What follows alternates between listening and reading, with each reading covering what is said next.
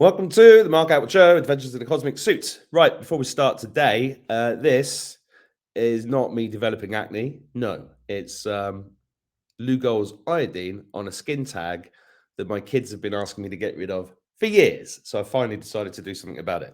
Now, bit heavy the last few days, really? Bit heavy? You feeling heavy? Right, so I have something to remind you of, right? When you're walking down the street today, promise me this. Wherever you are in the world, if it's in Ireland, go up to somebody and say, how's it going? How are you? If you're in Australia, how's it going, mate? Right? Just say hello to people. And this is to get you in the mood.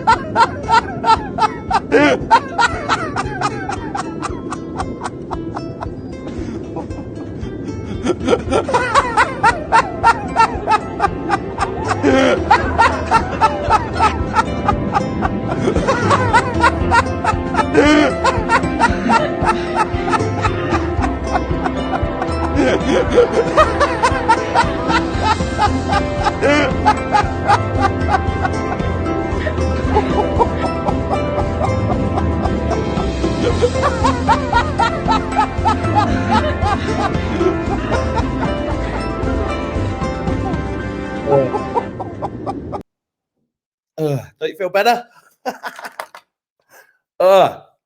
Keep laughing. That's what you got to keep doing. Keep laughing. Now, today I have an amazing guest from Australia called Joe Gifford. Hello, Joe. How are you?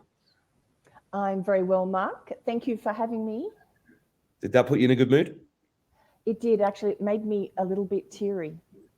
Yeah, I've got tears. I think that's relief, right? Because it's been a heavy few days. It's been a heavy year, been a heavy life. Yes. But tears of relief. Yeah, we need a good laugh. We have been like so tense for months and months and months. Yeah, well, I keep trying to laugh, and I'm pretty successful at it. I mean, I was talking to JCK this morning about how when you're doing light working, sometimes you get so bogged down in it, or you're so busy that you don't realize how amazing it is to be able to delve deep into these rabbit holes, come back up, and then try to be chipper and look after your kids, look after yourself, and get on with your life and in the middle of all the madness, right? That's a real challenge, isn't it? Yes. Well, from my experience, life works as a series of peaks and troughs. And that's a facet of living on this plane of duality, of, positive, negative, good, bad. And that's what we're experiencing. We're experiencing the good stuff and the bad stuff. And it's just to know that it is when we're here, we will come back out to the top. And as we become more okay with where we are at the top and when we're at the bottom, that doesn't get so pronounced. It actually starts to get less and less.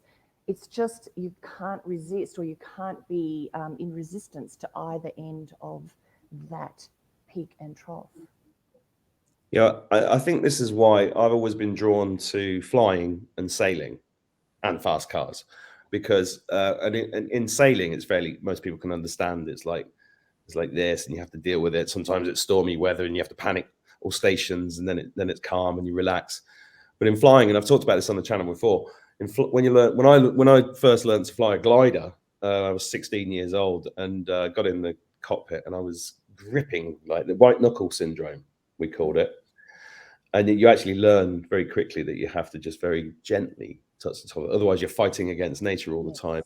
And when I first did a stall in a glider, which is when you pull the stick back and then it starts buffeting because past 15 degrees, the aerofoil can't generate any lift, and it buffets.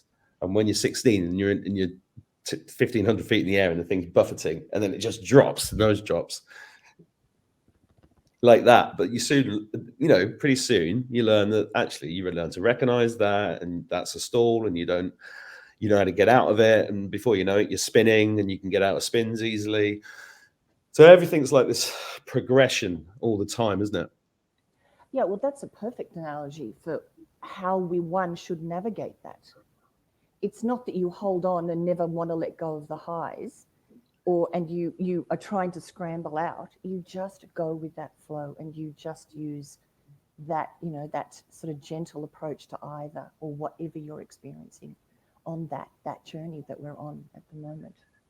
Yeah. So what's your background, Joe? Because I know that you do light language, you do healing. How did you get to where you are today? How did I get? Okay. Let me see. So when the first time I left home, I was 17, and I understood then about how I was the way that I was because of what my mother and father had shown me about life.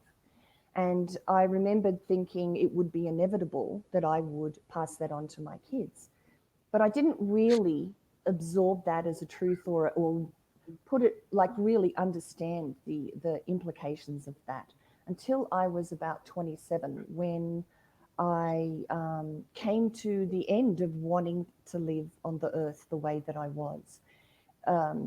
That I was having a fantastic time, but in truth, the world was in a pretty bad shape. There were rapes and murders and oil spills. And in that moment, I thought, I just can't go on. There's no way for me to move forward with this knowledge of the dichotomy between what I was living and the truths around the world. So I ended up within a few weeks being given a book which started me on my spiritual journey. So I have, in 35 years, it's been my passion to understand myself, to understand who we truly are as human beings, to understand the emotional body.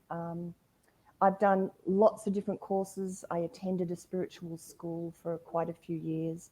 I have read many books. I've delved into NLP, the Sedona method, lots and lots of different things, tapping. And about 12 years ago, I decided to leave the United States because I had been living in the US for many years. And I came back and fell into tarot card reading, would you believe? It just appeared in my face. It was one of those serendipitous things. And then as I started being a tarot reader, I started to incorporate what I had learned. And each reading turned out to be like a little teaching session to help people understand why their lives were the way they were. So I'm a Reiki practitioner. I was doing energy healing, release work, emotional release work, a whole bunch of different things. And at about 3 years ago, the light language came through. And I actually didn't know what it was. And a friend introduced me to somebody else that was speaking it, and he explained it to me. And since then, the light language has played a major role in the work that I do, whether it is just a tarot card reading, or whether it's a healing, or whether it's a teaching moment. The language comes through.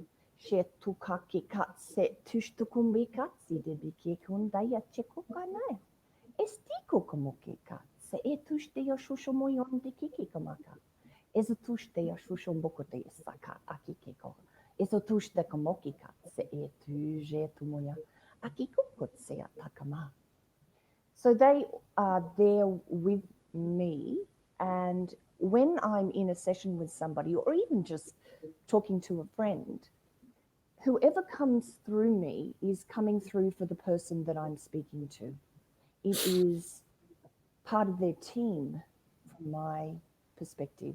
The knowledge and the language and the frequency is for the person that is listening. Ezutembite zute kamba. Edodoshta komokikatsa atishte shtumoiko katsiata. So I sort of allow them to come through because it has such an incredible effect, and there's never sort of any accident. Many people tear up. Many people feel like they're being hugged. Yeah, I just felt a hug. Yeah. Mm. So I, that's it. Can you do me a favor? Just take your headphones off and see how it's unplug it and see how it sounds. Try speaking. Sikutash tekimika kumoya takika? That's better. You were too quiet, and I know people are going to say Mark's loud and Joe's really quiet. We've got a bit of feedback there as well, but Yes, there is a little bit of feedback. So it's good now. It's good for now. Is it good for now? Yeah, let's keep going. Just a technical thing. I can just pull it out whenever I go to speak light language, if you like. It's not just that. I just want the balance between our volumes to be the same. Right.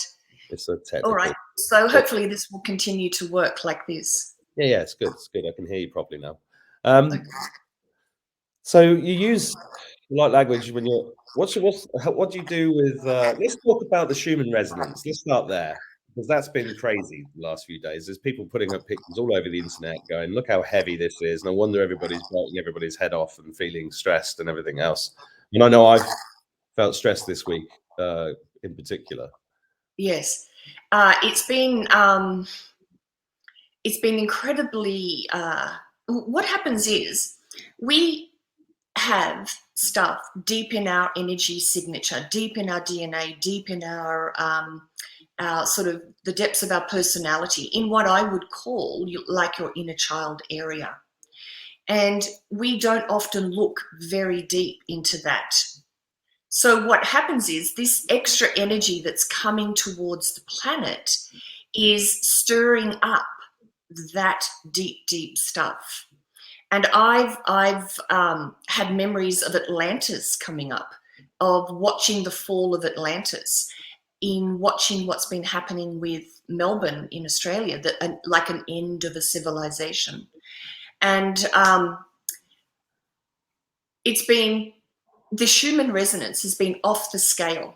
So what that means is the energies hitting the earth are really stirring up a lot of people's deep, deep stuff, because it's all got to be cleared on this journey to 5D.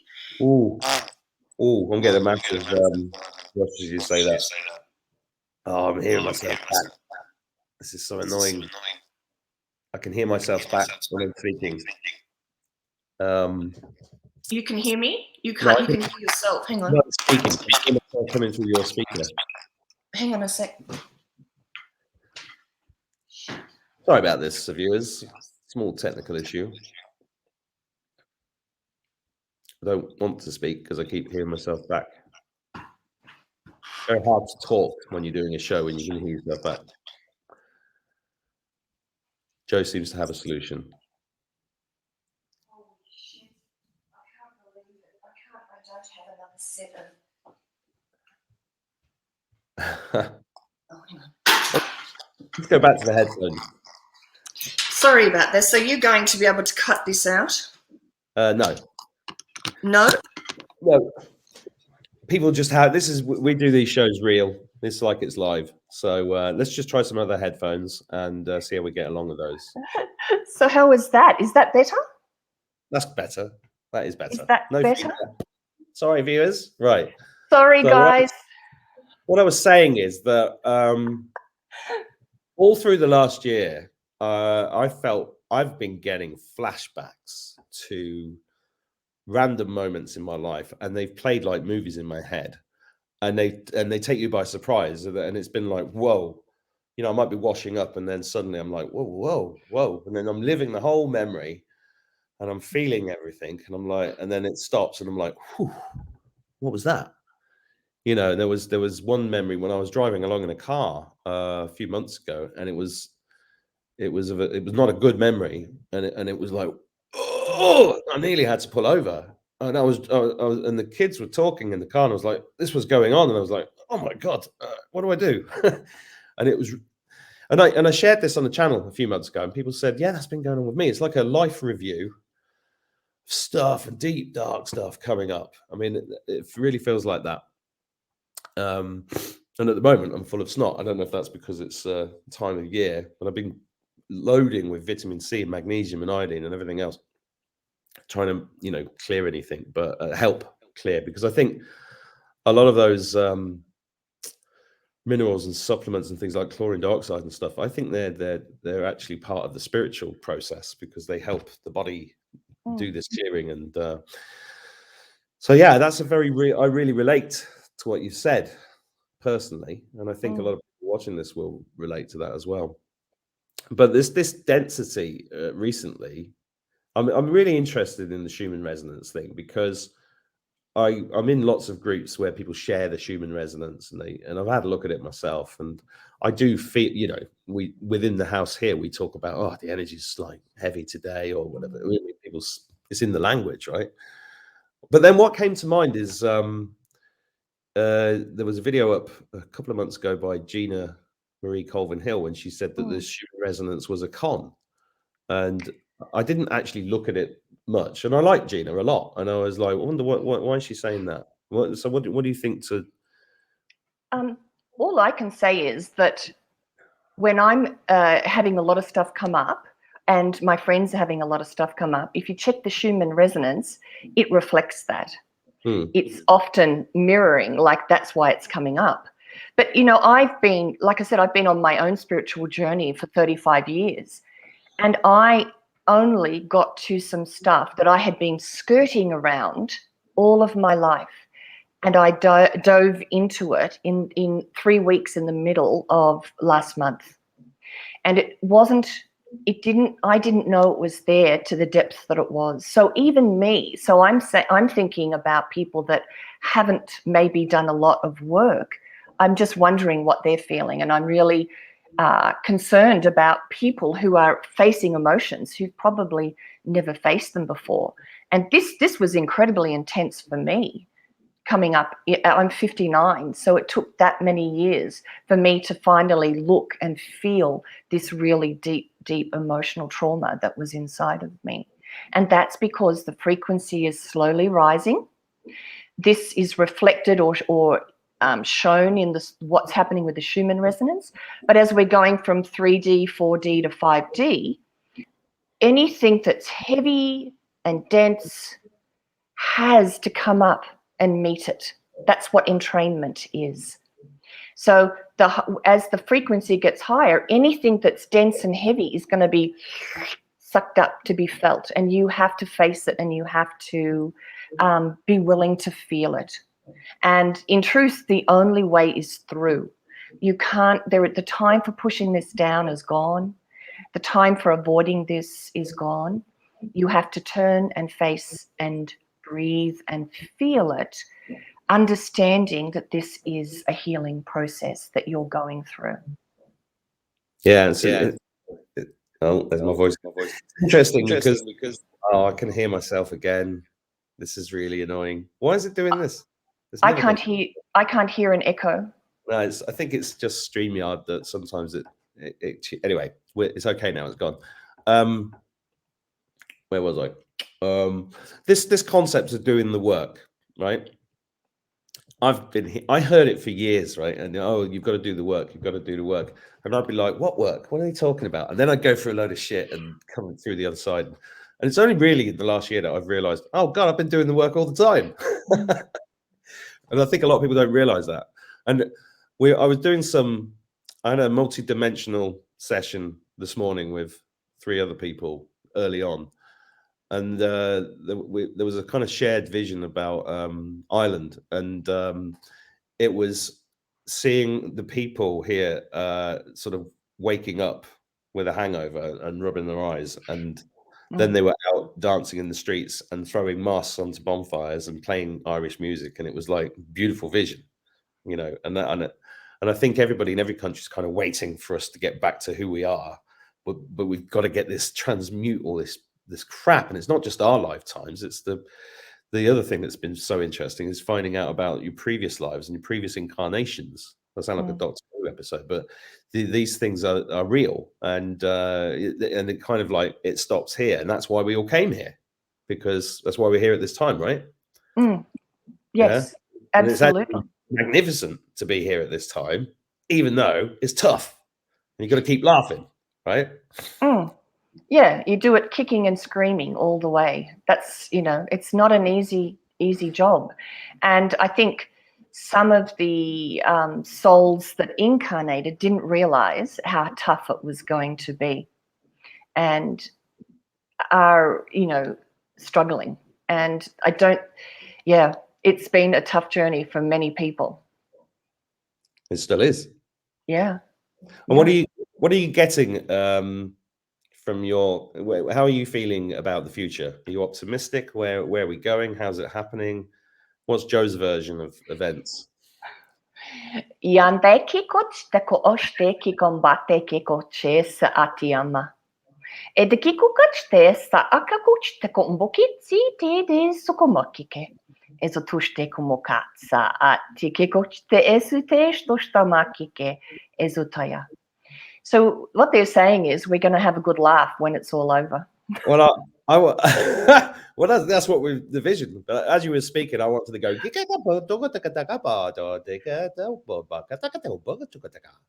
O che kamakite sa.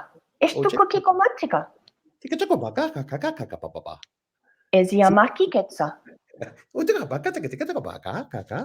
Estus komokika komokikatse etis destus komokika dikikomba. What am I doing? I'm speaking light language. Everybody can speak it. I've been doing this with my kids for years. I've just never done it publicly. That's how you start. You just talk and you trust. Yes. It's like a light bar. It's like being bathed in light. Yes. Oh, This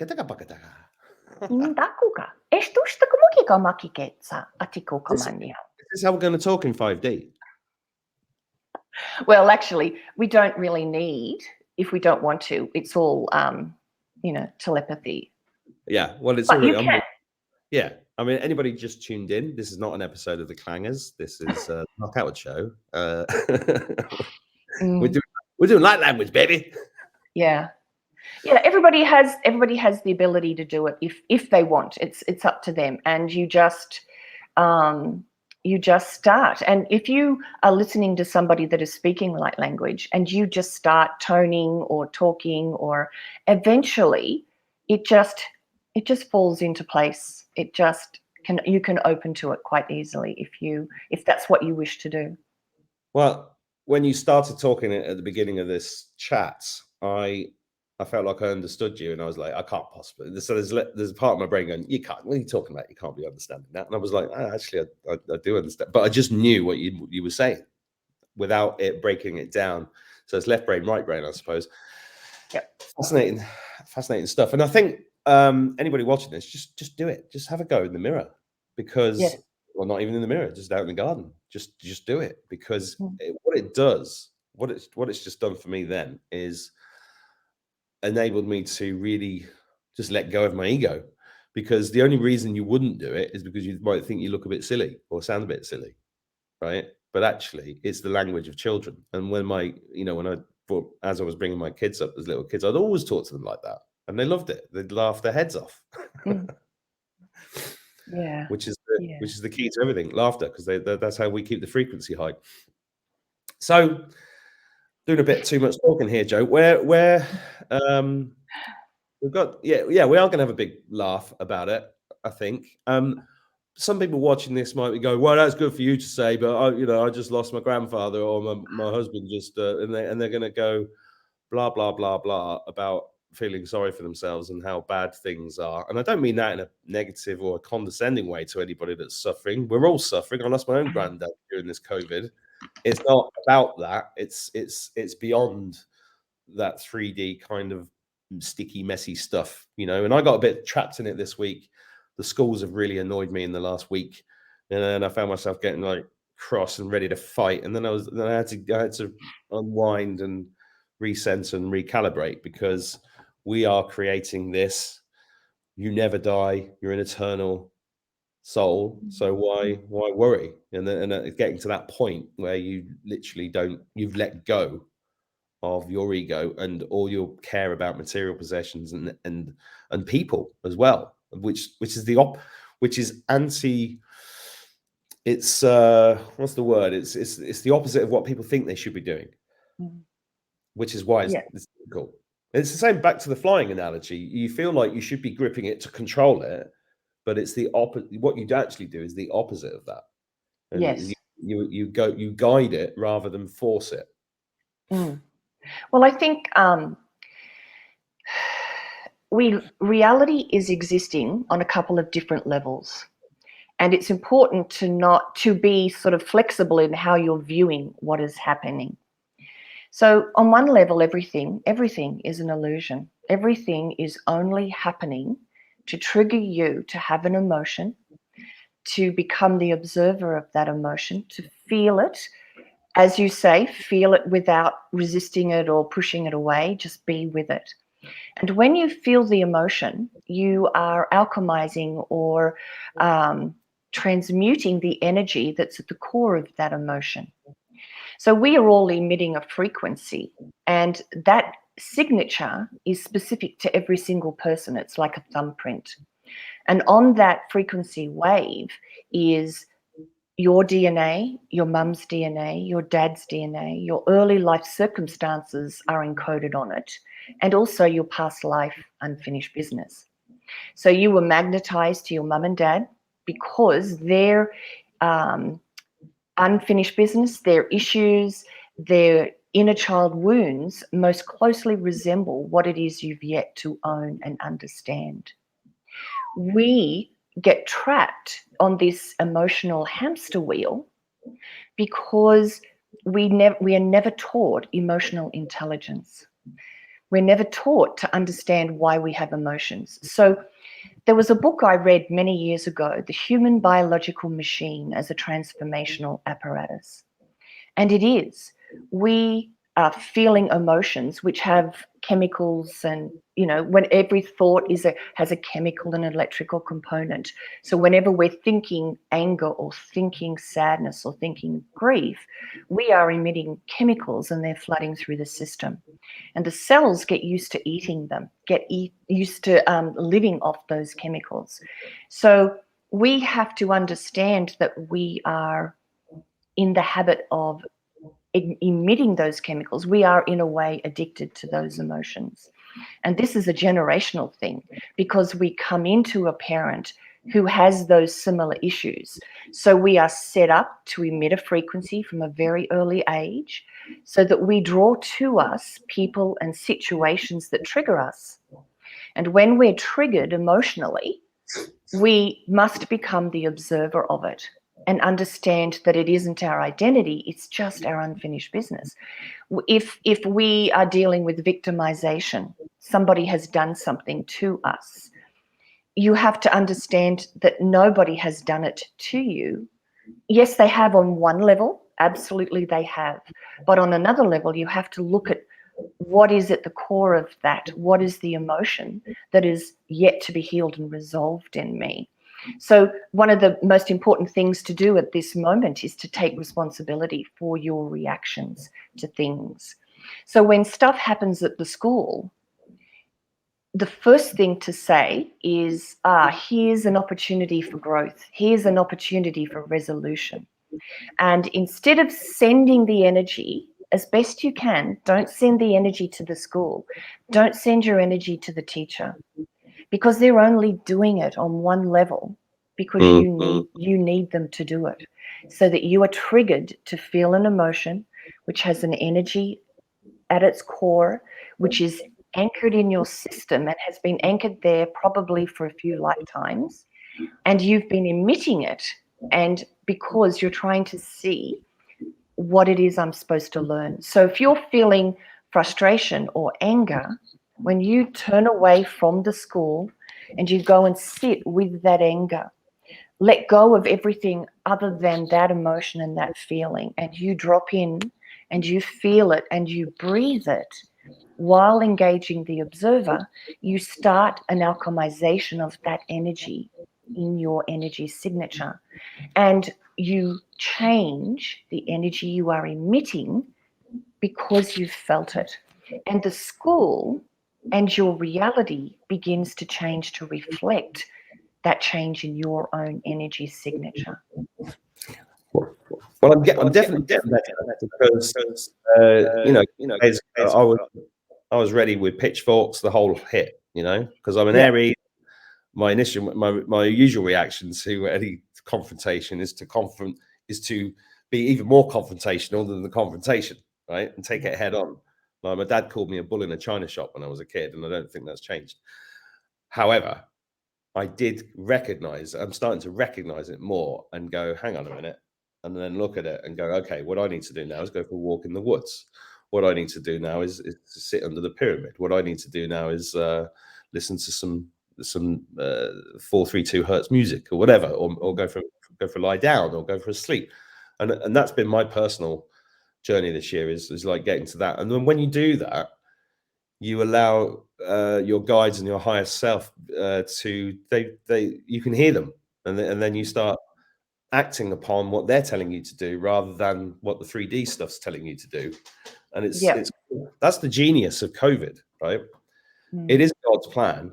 And what COVID has done, I mean, anybody watching this who thinks I'm mad for saying that is not quite there yet, because I read somebody the other day saying that they thought I was mad because I said something about, if the bad guys, I said at the beginning of this channel, if the bad guys were in control, we'd already be dead.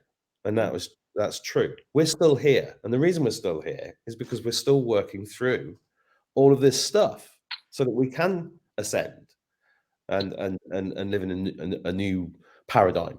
Yeah. Whatever that looks like, whether that's spaceships, another planet, or whether it's a different realm, or I don't honestly know. I just know that we need to keep laughing and enjoying the process and letting go and just laugh in the face of the enemy. But the enemy is an enemy based upon what you've said. The enemy is a perception that's there because that's what we needed on an individual and a collective level. Yes, and that's a tough thing to take. That's because you're taking responsibility, and it's not that you deny what you're feeling. If you need to go be the bull at the gate, you do it, but you balance it with, okay, let's go and sit and let's go and feel this emotion. Let's go and breathe. Let's get centered with this and look at what you're going through, not as a victim, but as a healing process. And that will start the change. So it's not that you deny what's going on in the world. You just acknowledge this and this and this, because it's the polarity of this world. Amazing.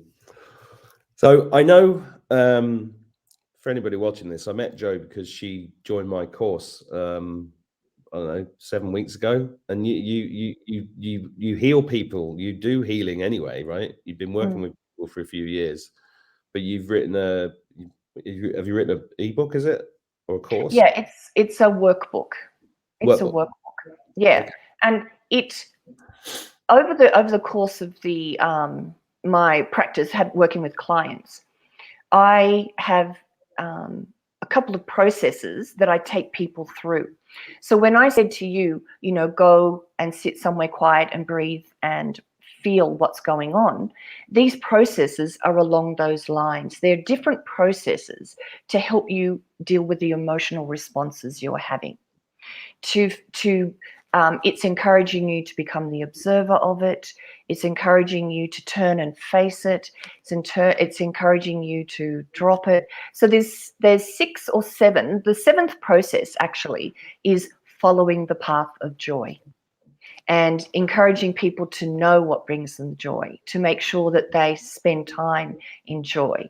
But the first 6 processes are the things that I myself use, like I've used them in quite intensely over the last year and a half, incredibly so.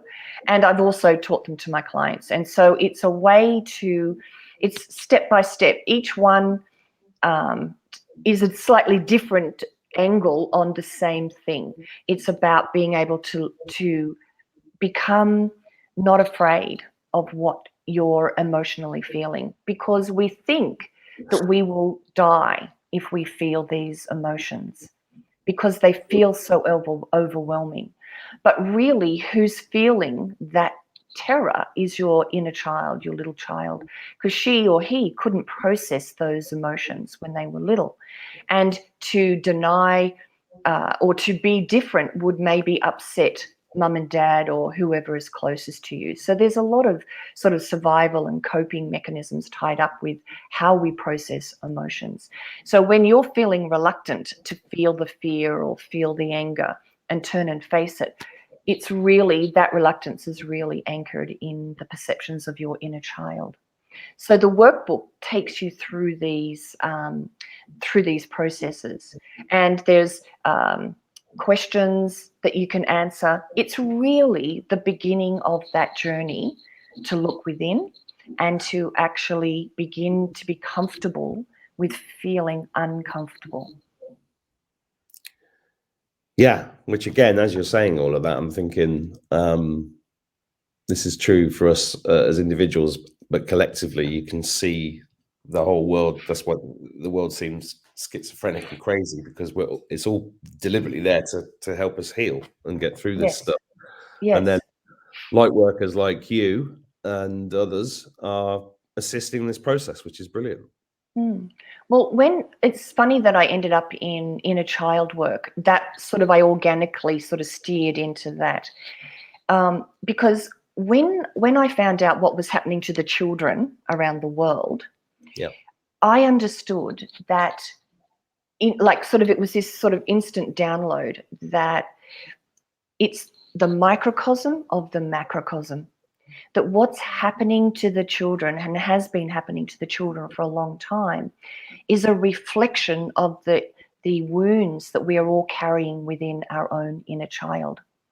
And the beings that are in control of the planet have used and abused the vulnerability of us as little kids, knowing that we are so impressionable in those first 7 years. So we've sort of been doing their work for them, because we've been overlaying our wounds onto our kids without, unknowingly, unwittingly. And until we feel our own wounds, feel our own inner child stuff, we are unable to help our own children deal with their things. So this is the macrocosm of the microcosm. So how do we help the kids around the planet? By healing our own inner child first. Well, it sounds like instead of doing mass meditations, we should be doing mass cryings. Yes, not to really be willing to feel what's going on. Absolutely. Yeah, because in balance. Balance. As you were saying that, I was thinking back to times in my life when I've just bawled hysterically, and I think everybody does that at some point in their life, and it's when you're uncontrollably crying, when you just can't, and all this stuff's coming up, and it's like it's impossible. Nothing. The world doesn't exist. You're just in that emotional state, and it's all coming out. But what I remember is how great I felt afterwards. Yeah. It's a cleansing, definitely a cleansing. And I think too that in this particular time on the planet, because we know that time is not linear, that everything is happening at once, when you're feeling an emotion in this moment, it's actually, you're linked energetically to every time you felt that emotion in any other lifetime. So you are trying to deal with everything all at once right now. And that's why it can feel so overwhelming as well. So what would you say to anybody watching this? What's helping you on your journey from 3 to 5D right now? Is it the helping people? Does that help you? Is it what are you doing on a daily basis? What's your own journey like? Because you're ahead of the curve of a lot of people, and it's interesting to know Well, in some ways I'm ahead of the curve. In some ways I'm not. Everybody's journey is absolutely unique. And the dive that I took in these last few weeks, I didn't want to be alive. It was so intense. It was so overwhelming. But what's getting me through is my friends, is support from the other light workers who understand. So I would certainly reach out to your friends, reach out to groups, and finding that joy, finding it. So every morning I go for a walk in the local park with my coffee, and I just speak light language all the way around the park, talking to all the trees and the flowers and the ducks. And so that to me is my my sort of refuge, I suppose. And also to know that it is, to take that responsibility, that it is my choice to be here, even though I don't, consciously remember that, and that I'm here with a very specific purpose. I've, cursed and screamed at my guides and God a lot in the last year and a half. And I think that that's healthy, because that's what you're feeling. I think it is to get it out and to be kind and gentle and loving and compassionate for yourself, even if you fall off the wagon, or even if you're angry at the school or whatever. Find that self-love, find that self-compassion, and then find that joy every day in something simple that lifts your soul. Well, I'm going to go for a walk in the woods now then. So, so actually I wanted to do something. If you would think about what you felt for the school, or anything that's tripping you up, and if anybody who's watching wants to do it as well, when you think of something that's a hitch or a hiccup in your life, or that's causing you angst, just think about it and get in touch with where you feel it in your body. And I'm going to say some light language to help recode that, because that's the other thing that the light language does. It will help you shift and change what's going on in your system. So if everybody just thinks of whatever it is and then gets in touch with what's going on in their system.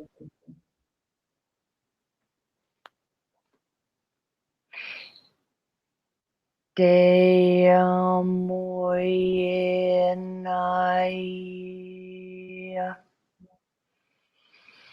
Amo e amo.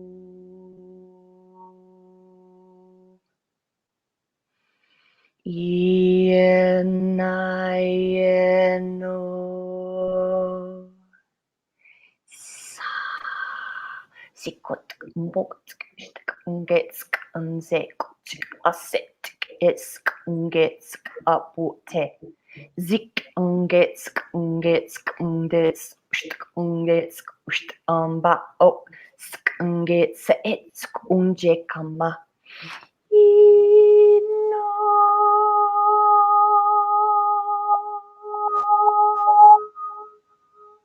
Eso tushta kamoki kamaki ke.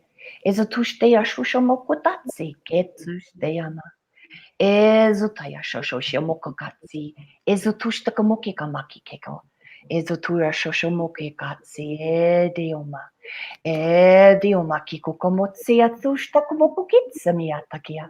Eso tushte ashusha mokekeko makike. Eso tuya shashia namakike. Eso tu shashia. Eso tu shashia mokokika. Eso tuya shamakike.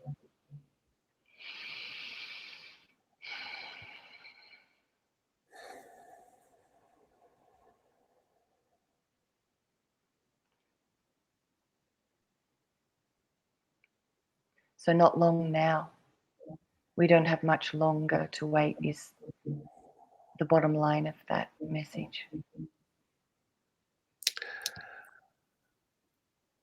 Thank God for that. Now, the other reason you should have a go with your light language is it will help heal you. It will help. You said you felt light. when you are thinking about any hitches or hiccups in your life, things that are not working, just go out and walk in the forest and start talking. And the energy of the frequency of what you are saying will help recode yourself. So I use it a lot just for me too. Just as there are processes that I do where I go through like just addressing it all with light language. And then when I get up, it's all light and much, much different. Right, well, I'm going to go into the woods and I'm going to do some light language to see if the skin tag will come off quicker. Yep, it will have an effect on a physical level and an energetic and emotional level. I'm just deflecting with humor. That's what I do. I know. So I'm going to leave links to your stuff below the video. Is there anything else you want to tell people about while you're here, Joe? Well, I am going to. One of the things about being in the course, that's what I wanted to say. My course. Yes, your course, because when that popped up on my radar, it answered a really big need for me, because with severe lockdown in Australia, I had just recently moved to this town in central west New South Wales, and it wasn't in lockdown when I moved in, and I was just building up clients and starting meditation classes, and then it all stopped. So when this fell into my lap or came up into my reality, it just was the very right thing to do. And when I got in, it was like an engine started in me, some perpetual motion engine. And I've never worked so hard in my life to get something done. And I was driven to do this. And yes, it is this incredibly amazing efficient system to get information, my knowledge out there, to reach as many people with my message as possible. But it was also, I was triggered a lot to feel things that I hadn't felt before in this course. So it had a dual purpose for me. So people had said to me, oh, look, you're doing 3D stuff. What are you doing 3D stuff for? When we're on our way to 5D. But this is the journey to 5D. Whatever comes up in your life and is presented to you, it's an opportunity to step into something and understand who you are on a deeper level. And that's what this course did on another level for me. I've been severely challenged in certain ways, and it's about speaking my truth. It's about being seen, because I'm sure I've met a couple of grisly ends in other lifetimes for speaking and maybe healing and things. So there's a reluctance in me.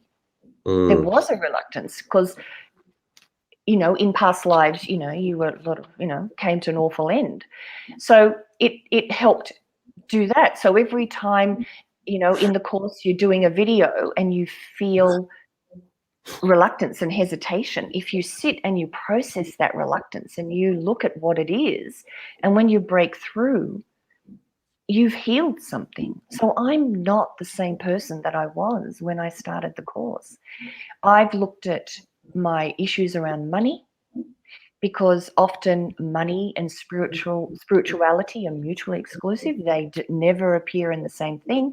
Like, it's easier for a camel to go through the eye of a needle than a rich man to go to heaven. So these things, these concepts about being seen, about abundance, about wealth, are really deeply embedded, encoded in our DNA, and have been done for generations. So this course, yes, it's great. I've created amazing videos and amazing products, but I've grown amazingly in this course at the same time. And I thank you. Thank you. Well, it's amazing. Because I think that I got to create this course, and I spent weeks going, "What, really?" I mean, I was really like that, going, "Come on, I'm talking about spiritual stuff here. They don't want to know about internet marketing." That's so. I was the same. I was like, I'm done with that. That's over, isn't it? And then I just did it. And then, as you were talking, then I was thinking back to all the times that I've lectured on digital marketing or run seminars over the years, and as you can tell from doing the course with me, I can talk for 10 hours on it, right? And it's because, but this is the funny thing, because I never use notes. I know what I'm going to say and I channel it. And I always wonder why or how it's possible to channel doing a lecture on digital marketing. But what I found over the years from doing the teaching, since I started teaching digital marketing, is that I'd end up getting people working with me who were stuck in their business, but they'd end up becoming friends. And then when I got to the root of the problem, it was actually nothing to do with their website or their pay-per-click campaign or their YouTube channel. It was to do with them. And then I'd be working on unsticking them from their limiting beliefs and stuff like that. So I became their therapist, right? And once you unlock that, then all the it's really funny because the technical stuff it's related. They're connected. And it's not until I did this course now that I've really understood that's what's been beautiful about it. So I really appreciate what you've said, and I think a lot of people have got that out of it. And it's hard to explain that. How do you explain that? Yeah, you can't unless it's like one of those things you can't until you're in it. But just through communicating with everybody in the group, we've all grown immensely in this process. Yeah, which is wonderful, and it's a bonus. It's a bonus. Yeah, exactly. And now you see anybody watching this, the 3D purpose, or kind of 3 to 5D purpose, is that people like Joe now have things out there in the world that anybody can connect with. And because if you're doing one-to-one session, and I've said this for years, I've said this to spiritual healers for years. I've said, you're an amazing healer, but even if you live 50 years, if you do 5 one-to-one sessions 4 or 5 days a week, you're going to reach a couple of thousand people. Wouldn't it be better if you reach 10 million people? I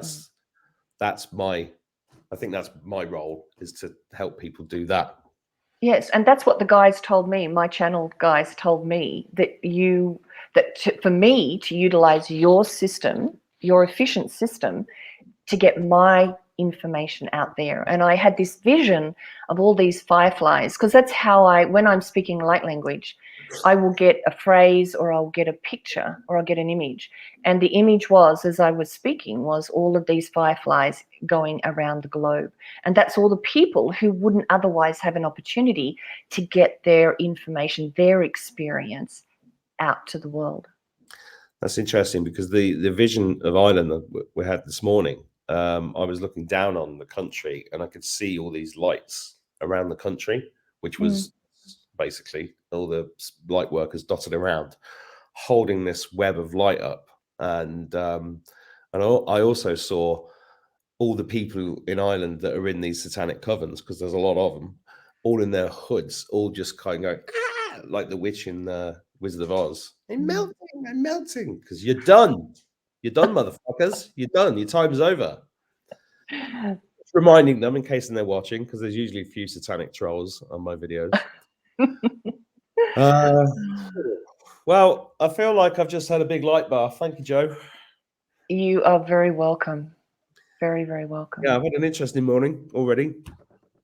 Anybody watching this, go and get Joe's stuff. Links below. And the video I put up at the beginning of this, just go and play that again and again whenever you feel a little bit down, because it's impossible not to laugh if somebody else is laughing.